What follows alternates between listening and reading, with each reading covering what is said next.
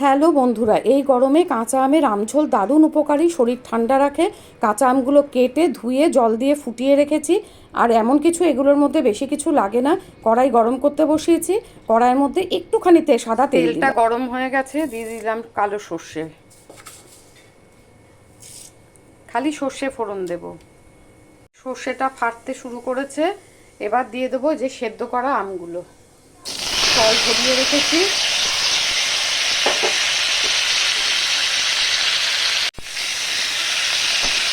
একটুখানি নাড়াচাড়া করে এর মধ্যে দিয়ে দেব নুন, আবার একটুখানি মিশিয়ে নিই। তারপর দিয়ে দেবো অল্প করে চিনি, খুব বেশি মিষ্টি দেব না।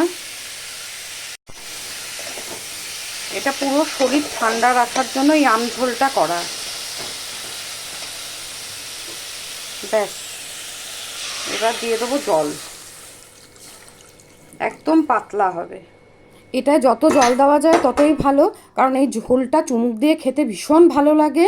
এবার আমি ঢাকা দিয়ে দিলাম, তারপর 10 মিনিট বাদে ফিরে আসলাম। এই দেখো আমগুলো পুরো সিদ্ধ তো হয়েই গেছে। আর এটা একটু বেশ টক টক ভাব থাকবে, মিষ্টিটা একদম অল্প, আর একটু নুন, আর কোনো কিছুই এটার মধ্যে লাগে না। এই দেখো একদম পাতলা করেছি। হয়ে গেল আমার আমঝোল। এবার আমি এটা একটা কাঁচের বাটিতে রেখে দিচ্ছি, 2-3 দিন আমার হয়ে যাবে। তারপর এটা বাইরে একটুখানি রেখে একটুখানি ঠান্ডা করে ফ্রিজে রেখে দেবো। খাওয়ার আগে ফ্রিজ থেকে নামাবো, নামিয়ে বাটি বাটি করে খাবো। হা হা হা, দারুণ দারুণ টেস্ট। তোমরাও খেয়ে দেখো বন্ধুরা। এই গরমে সবাই ভালো থেকো, ঠান্ডা ঠান্ডা খেও, কেমন?